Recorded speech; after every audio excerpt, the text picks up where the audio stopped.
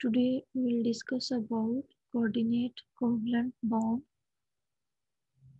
How we can define the coordinate covalent bond?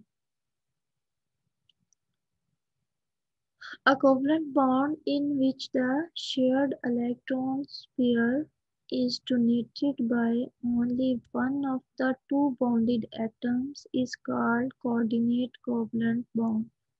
इसमें क्या होता है coordinate covalent bond में कि दो बॉन्डेड एटम्स जो हैं उनमें से एक ही एटम जो है वो अपना इलेक्ट्रॉन पेयर यानी दो इलेक्ट्रॉन एक ही एटम जो है वो दूसरे को डोनेट कर देते।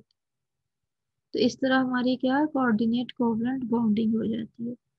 आयनिक बॉन्डिंग में क्या था कि उसमें एक इलेक्ट्रॉन जो था वो ट्रांसफर होता था एक एटम से दूसरे एटम में, और कोवलेंट बॉन्डिंग में क्या था कि उसमें म्यूचुअल शेयरिंग होती थी। मीन एक एटम भी अपना एक इलेक्ट्रॉन देता था, दूसरा एटम भी अपना एक इलेक्ट्रॉन देता था, तो हमारी वो कोवलेंट बॉन्डिंग हो जाती थी। ये है coordinate covalent bonding.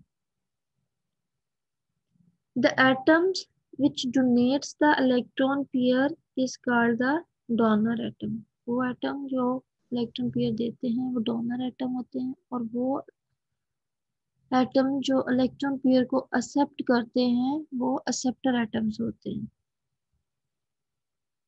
The bond is generally represented by an arrow. इसका जो बॉन्ड होता है उसे एरो से शो किया जाता है कोऑर्डिनेट कोवलेंट बॉन्ड में। Next, a covalent bond is formed by two atoms sharing a pair of electrons. The atoms are held together because the electron pair is attracted by both of the nuclei। ये covalent bond में था कि दो electrons की sharing होती है और वो जो एटम्स के इलेक्ट्रॉन्स होते हैं वो अट्रैक्टेड होते हैं by both of the nuclei.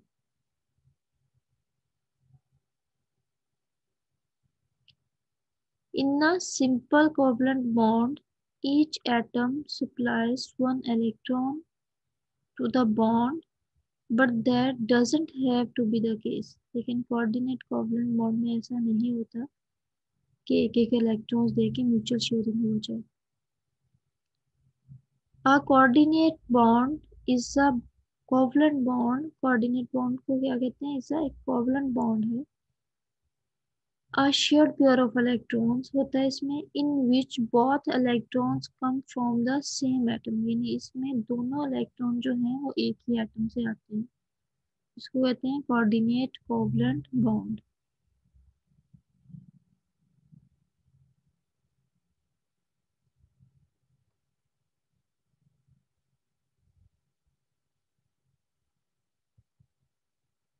Next हमारे पास एग्जाम्पल है NH4+ आयन की। NH4+ आयन में NH3 जो है वो इलेक्ट्रॉन्स दे रहा है, यानी डोनर एटम है, और हाइड्रोजन जो है वो इलेक्ट्रॉन ले रहा है। हाइड्रोजन प्लस आयन शो करवा रही है कि हाइड्रोजन में डेफिशिएंसी है इलेक्ट्रॉन, तो इसलिए जो NH3 के दो इलेक्ट्रॉन्स हैं वो शिफ्ट हो जाएंगे। वो NH3 अपने इलेक्ट्रॉन जो है वो हाइड्रोजन एटम को दे देगा। हाइड्रोजन एटम में हाइड्रोजन आयन है, हाइड्रोजन आयन को दे देगा। अब जो NH3 है वो हमारी लीवर्स बेस है, और NH और पॉजिटिव आयन जो है वो लीवर्स एसिड है। क्योंकि लीवर्स एक साइंटिस्ट था, उसने एसिड बेस को डिफाइन किया था कि वो स्पीशीज जो इलेक्ट्रॉन पेयर डोनेट कर दें वो लीवर्स बेस होंगी, और वो स्पीशीज जो इलेक्ट्रॉन पेयर एक्सेप्ट कर लें वो एसिड्स होंगी, और उनको लिवर्स एसिड बोला जाता है। इस तरह हमारा NH3 जो है वो लिवर्स बेस है क्योंकि इलेक्ट्रॉन पेयर डोनेट करी है। ये ऐसे स्पीशीज है जो इलेक्ट्रॉन पेयर डोनेट करी है। और हाइड्रोजन जो है H पॉजिटिव आयन जो है ये इलेक्ट्रॉन पेयर एक्सेप्ट करी है, ये लिवर्स एसिड है। और इनके दरमियान ये जो बॉन्ड होता है यहाँ पे डॉट के साथ ही शो किया गया है, लेकिन अगर डॉट के साथ शो कर लें तब भी मसला नहीं है। लेकिन कोऑर्डिनेट कोवलेंट बॉन्डिंग में क्या होता है, इसको मेनली जनरली शो करवाने के लिए कि यहाँ पे जो बॉन्ड होता है इसको एरो से शो किया जाता है। फौरन से हम रिएक्शन को देख के कह सकते हैं कि कोऑर्डिनेट कोवलेंट बॉन्ड है।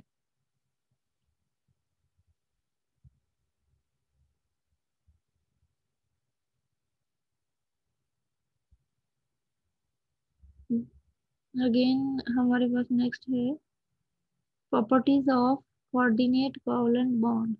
कि कोऑर्डिनेट कोवलेंट बॉन्ड की प्रॉपर्टीज क्या हैं।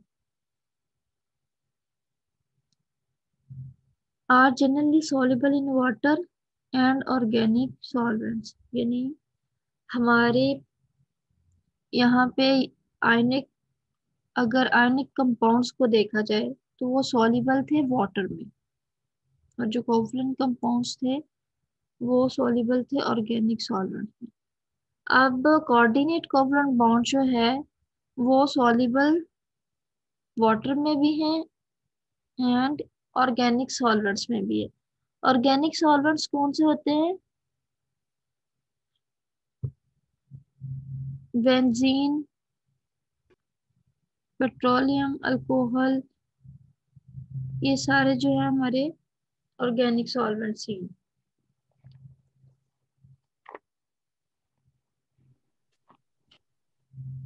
are generally soluble in water and organic solvents.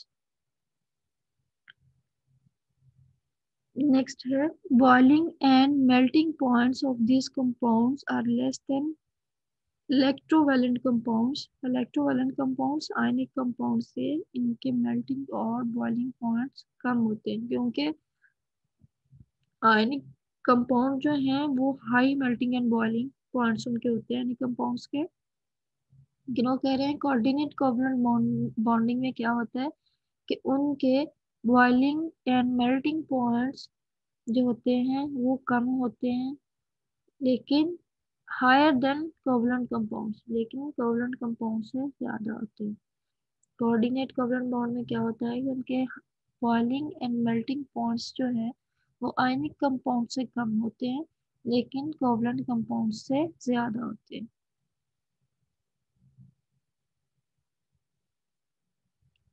Compounds ionize in aqueous solution giving simple and complex ions। कि इसके कंपाउंड्स जो हैं वो आयनाइज होते हैं तो क्या देते हैं, सिंपल और कम्प्लेक्स आयन। जबकि हमारे आयनिक कंपाउंड्स में क्या था कि वो हमें सिंपल आयंस देते थे। कंपाउंड्स आयनाइज, ये कोवलेंट कंपाउंड जो हैं ये भी आयनाइज होते हैं। Compounds ionize in aqueous solution giving complex और simple ions. These bonds are also directional and stereoisomerism is also found। यानी ये वाले बॉन्ड्स जो हैं वो डायरेक्शनल होते हैं। स्टीरियोआइसोमरिज्म इज आल्सो फाउंड, यानी स्टीरियोआइसोमर्स भी इसमें, स्टीरियोआइसोमरिज्म एक फिनोमिना है स्टीरियोआइसोमर्स का, तो ये स्टीरियोआइसोमरिज्म भी इसमें पाई जाती है। अब क्वेश्चन इज हियर दैट कि व्हाट इज स्टीरियोआइसोमर्स, स्टीरियोआइसोमर्स क्या है। Are isomers molecules होते हैं that have the same molecular formula and bonds but differ by their three-dimensional orientation। क्या होगा कि उनका molecular formula जो है सेम होगा और सेम ही बॉन्ड होंगे। have the same molecular formula and bonds but differ by their three-dimensional orientation, लेकिन वो ओरिएंटेशन के लिहाज से डिफरेंट होगी। तो स्टीरियो आइसोमर्स जो होते हैं ये फिनोमेना शो करते हैं स्टीरियो आइसोमरिज्म का, इसीलिए कहा जाता है these bonds are also directional and stereo isomerism इनकी डायमेंशनल जो होती है ओरिएंटेशन वो चेंज होती रहती है। मीन कभी एक्स पे होगी, कभी वाई पे होगी, कभी जेड पे होगी, तो इसलिए ये स्टीरियो आइसोमरिज्म का फिनोमेना भी शो करते हैं। Then है molecules possesses definite shape and definite bond angle। क्या कह रहे हैं, molecules possesses definite shape and definite bond angles, इनकी डेफिनेट शेप होगी, डेफिनेट बॉन्ड एंगल्स होंगे, दस हैव डेफिनेट ज्योमेट्री। हमें पता है कि जो कोई चीज है अगर क्रिस्टल फॉर्म में भी मौजूद है, अगर उसकी डेफिनेट शेप है, डेफिनेट बॉन्ड एंगल्स हैं, तो इट्स मीन दैट वो डेफिनेट ज्योमेट्री भी उसकी होगी। लेकिन अगर किसी कोई सी शेप की, किसी मॉलिक्यूल की डेफिनेट शेप नहीं है, कोई बॉन्ड एंगल्स नहीं है, तो वो अमॉर्फस फॉर्म में चली जाएगी। इट्स मीन दैट उसकी कोई ज्योमेट्री नहीं होगी then। लेकिन अगर उनके bond angle specific and definite है, तो उनकी ज्योमेट्री भी डेफिनेट होगी।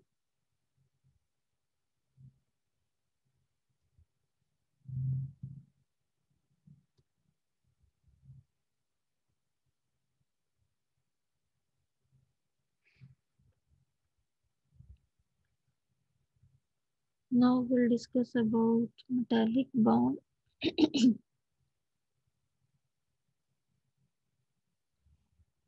Metallic bonding. How we can define the metallic bonding?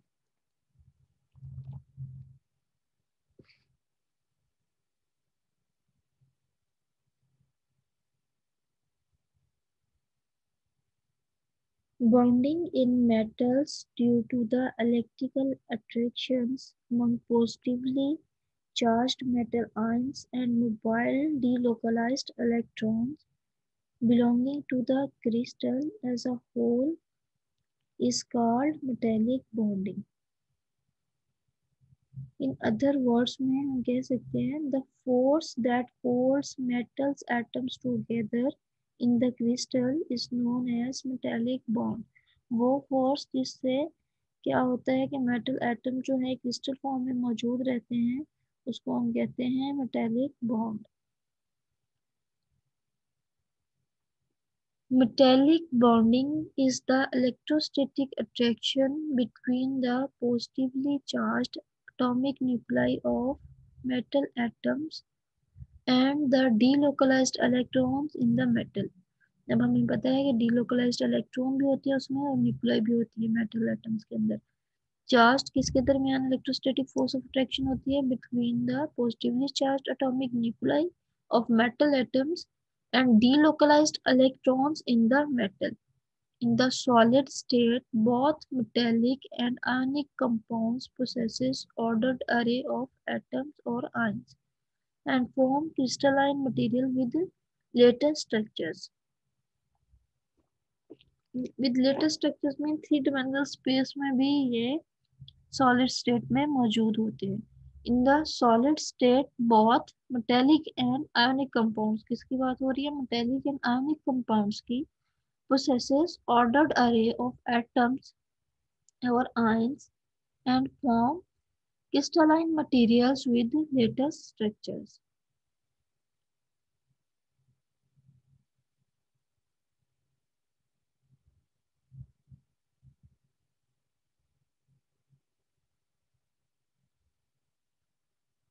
What is the properties of metallic bonding?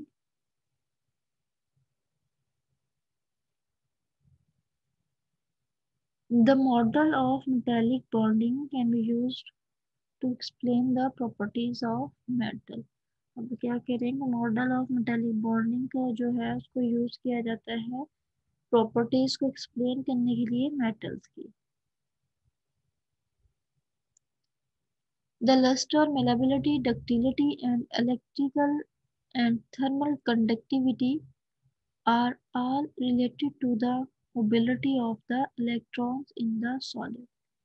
याद रखें, ये बड़ा अहम पॉइंट है कि जितनी भी प्रॉपर्टीज हैं वो रिलेटेड हैं to the mobility of the electrons in the solid।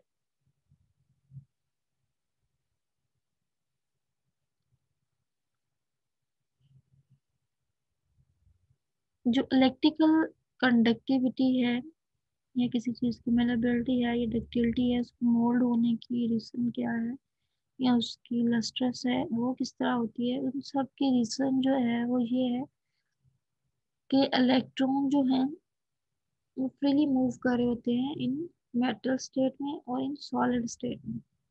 Metal भी अगर सॉलिड स्टेट में हो तब भी।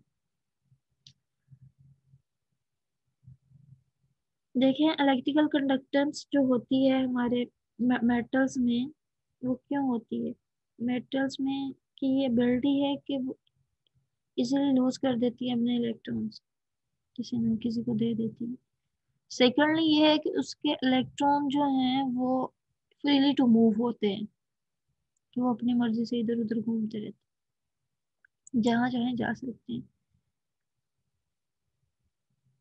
तो इस तरह जब उनकी इलेक्ट्रॉन्स फ्रीली टू मूव होते हैं तो उनके अंदर से इलेक्ट्रिसिटी का पास होना इजी होता है, एज कंपेयर टू एक ऐसी कंपाउंड के अंदर जिसमें जो इलेक्ट्रॉन जो है वो अरेंज फॉर्म में मौजूद है। वहाँ पे इलेक्ट्रिसिटी की कंडक्टेंस जो है वो अच्छी नहीं होती। यहाँ तो कुछ ऐसे भी बहुत सारे सॉलिड्स या कंपाउंड्स होते हैं जो तो बिल्कुल ही इंसुलेटर फॉर्म में आ जाते हैं, यानी वो जाने ही नहीं देते, इलेक्ट्रिसिटी पास ही नहीं होती उनमें से।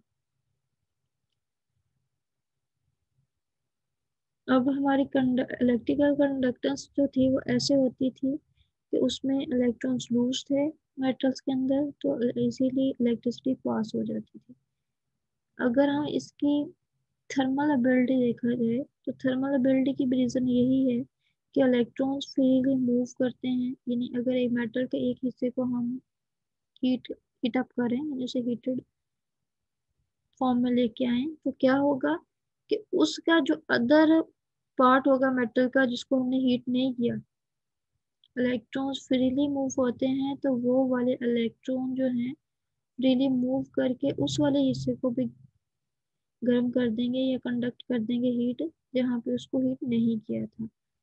किसकी वजह से? Due to freely moveness of electrons, यानी कि ये वाले इलेक्ट्रॉन जो हैं वो हाई एनर्जी स्टेट से लोअर एनर्जी स्टेट की तरफ मूव कर जाते हैं। तो इस तरह जो हमारे मेटल का हमने पार्ट हीटअप किया होता है वहां से वहां चला जाता है इलेक्ट्रॉन्स मूव होके, जहाँ पे नहीं उसको हीटअप किया जाता, तो फिर हमारी इस तरह थर्मल कंडक्टिविटी हो जाती है, यानी कि मेटल के अंदर से ही एक जगह से दूसरी जगह हीट का कन्वर्ट होना थर्मल कंडक्टिविटी होती है, are all related to the mobility of the electrons in the solid state। इसी तरह हमारी जो लस्ट्रस अपीयरेंस है उसकी भी रीजन क्या है कि फ्रीली इलेक्ट्रॉन्स की वजह से ही लस्ट्रस अपीयरेंस भी शो होती है मेटल्स की। देन है the strength of the metallic bond worries. Strength of the metallic bond क्या होता है? Worries depending on the charge and size of the cation, so the melting points of metals vary as well। Strength of the metallic bond varies बदलती रहती है, क्यों बदलती रहती है? Depending on the charge and the size of the cation, depend करती है किस पे? Charge and size of the cation. जाहिर सी बात है, अगर हमारे पास एक एटम है, ठीक है, या मेटालिक एटम ही देखा जाए, उसमें क्या होता है कि अगर तो उसका चार्ज ज्यादा होगा तो इट्स मीन दैट उसके न्यूक्लियस के इलेक्ट्रॉन पे अट्रैक्शन ऑफ पावर ज्यादा होगी, तो इलेक्ट्रॉन इजीली मूव नहीं कर सकेंगे। तो ये डिपेंड करता है। और अगर इलेक्ट्रॉन्स, नंबर ऑफ इलेक्ट्रॉन्स एक एटम में ज्यादा हैं, तो क्या होगा कि हमारा न्यूक्लियस की कशिश जो है वो इलेक्ट्रॉन्स पे कम हो जाएगी, अट्रैक्शन पावर जो है। तो इसलिए वो कह रहे हैं कि जो स्ट्रेंथ ऑफ मेटेलिक बॉन्ड है वो वरी करती है, डिपेंड किस पे करती है? On the charge and size of the cations, कि चार्ज क्या है और साइज क्या है कैटायंस का। So the melting points of metals vary as well. तो इसी तरह स्ट्रेंथ अगर चेंज होती है तो मेल्टिंग पॉइंट्स भी चेंज होते हैं इनके। जाहिर सी बात है, अगर कोई हमारे पास स्ट्रॉन्ग मेटेलिक बॉन्ड होगा तो उसको उसका हाई मेल्टिंग पॉइंट होगा, और अगर इतना स्ट्रॉन्ग नहीं है तो उसका मेल्टिंग पॉइंट भी उसके कम होगा।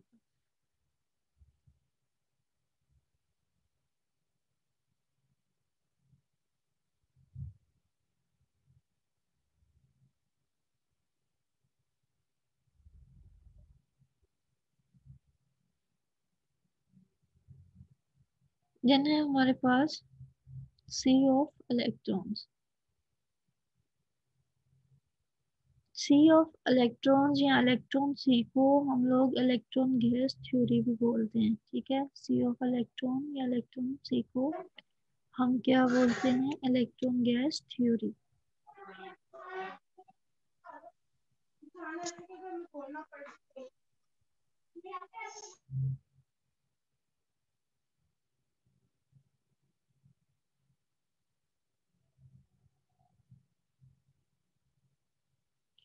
इसमें क्या होता था, according two electron gas theory, each atom in a metal crystal loses all its valence electrons. The electrons thus obtained form a sea or gas, and the resulting positively charged metal ions are held together by this electron sea or gas. Shortly अगर हम देखा जाए तो इसमें भी क्या है कि the force that binds the metal ions to the mobile electrons within its sphere, जो इसका sphere है उस sphere के अंदर of influence is known as metallic bond. Electrons are free to move through the solid. Electrons में क्या है अहम point, electrons are free to move through the solid. Metals conduct electricity. यही रीजन है, मैंने आपको प्रीवियस ये भी बताया कि मेटल जो है वो कंडक्ट इलेक्ट्रिसिटी करती है। क्यों कंडक्ट इलेक्ट्रिसिटी कर रही है, क्योंकि इसमें जो इलेक्ट्रॉन्स होते हैं वो फ्रीली मूव कर रहे हैं। अब ये देखें, अगर हमारे पास ये एटम है तो हमारा कोई इलेक्ट्रॉन यहाँ पे है, कोई यहाँ पे है, कोई यहाँ पे है, कोई यहाँ पे है, तो अपनी मर्जी से ही है, कोई अरेंजमेंट नहीं है इनके अंदर कि ये किसी डेफिनेट पैटर्न में मौजूद हो। यानी डीलोकलाइज्ड फॉर्म में इलेक्ट्रॉन्स मौजूद हैं। डीलोकलाइज्ड मीन जो मूव ऑन करते रहते हैं, कभी कहीं पे कभी कहीं पे। तो metals conduct electricity easily due to freely movements of electrons.